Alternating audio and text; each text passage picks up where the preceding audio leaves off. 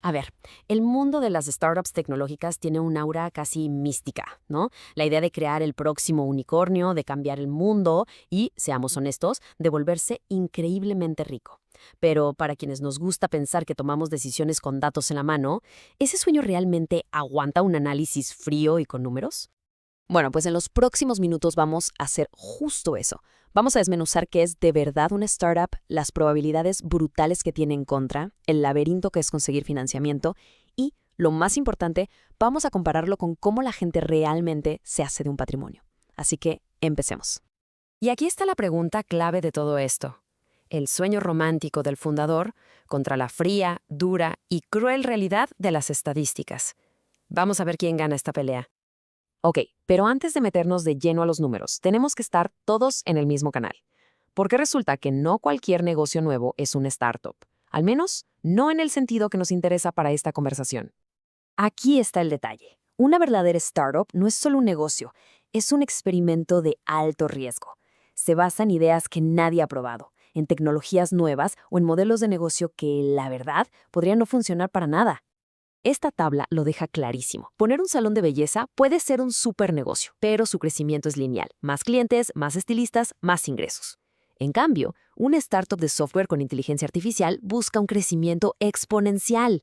El costo de sumar un cliente más es casi cero. Y justo ese potencial de crecer a lo bestia es lo que atrae a los inversionistas, pero también es lo que lo convierte en una apuesta de altísimo riesgo. Muy bien. Con esa definición ya clara, es hora de ver los números de frente, y aquí es donde el sueño se empieza a estrellar con la pared de la realidad. 90%, 9 de cada 10. Así de directo. Según estudios de proyectos como Startup Genome, esa es la cantidad de startups tecnológicas que fracasan. Ojo, no es que no se vuelvan unicornios, es que simplemente desaparecen, dejan de existir. Y miren, lo más interesante aquí es el matiz. Los datos de la Oficina de Estadísticas Laborales de EU dicen que, para negocios en general, más o menos la mitad truena en 5 años. Pero ese 90% es específico para las startups innovadoras, las de alto riesgo que acabamos de definir.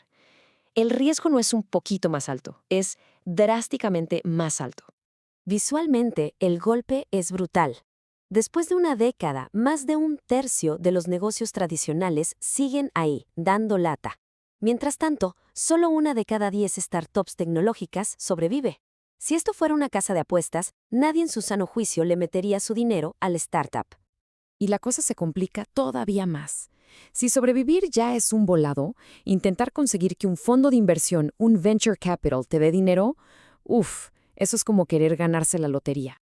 0.05%. Para que nos demos una idea, es más probable que nos caiga un rayo. Esa es la diminuta, la increíblemente pequeña fracción de startups que logran recibir lana de un fondo de capital de riesgo. La gran mayoría jamás ve un solo centavo de ese dinero. Ese gráfico de Dealroom es una honestidad brutal. Nos muestra que incluso para ese club súper exclusivo que sí consigue una primera lanita, la mayoría, entre el 70 y 80%, no sobrevive para llegar a la siguiente ronda de inversión. O sea, recibir ese primer cheque no es la meta, es apenas el inicio de un camino todavía más empinado.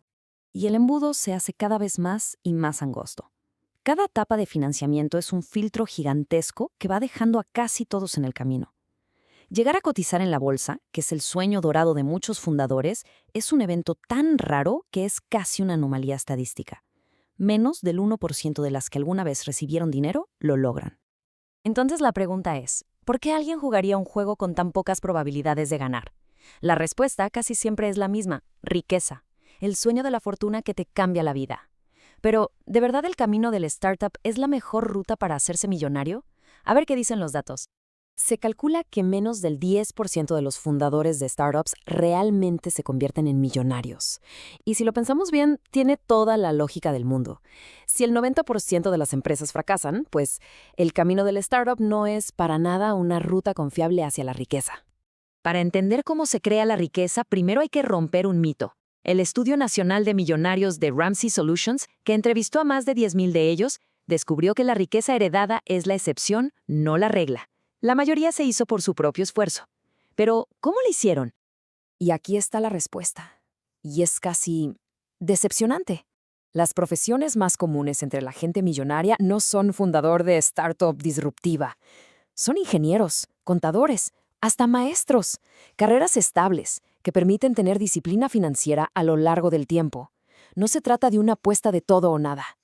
Las herramientas que usan para construir su patrimonio son consistentes, disciplinadas y, la neta, hasta un poco aburridas. Invertir constantemente, no tener deudas de tarjeta de crédito y gastar menos de lo que se gana. No se trata de apostarlo todo a una sola idea, sino de ir acumulando metódicamente a lo largo de décadas. Así que, si ponemos todo junto, la comparación es brutalmente clara. El camino de la startup tiene una probabilidad de éxito bajísima y un riesgo extremo. El camino de ser empleado en una empresa combinado con inversión disciplinada tiene un riesgo casi nulo de fracaso personal y una probabilidad altísima de éxito financiero a largo plazo. Bueno, ya vimos la definición, las probabilidades de fracaso, el reto del financiamiento y el verdadero camino a la riqueza. Si juntamos todas estas piezas del rompecabezas, ¿cuál es la única conclusión lógica a la que podemos llegar? La conclusión que los datos nos gritan en la cara es esta. Si el objetivo principal es la seguridad y el éxito financiero, el camino de la startup es, estadísticamente hablando, la peor ruta que se puede tomar.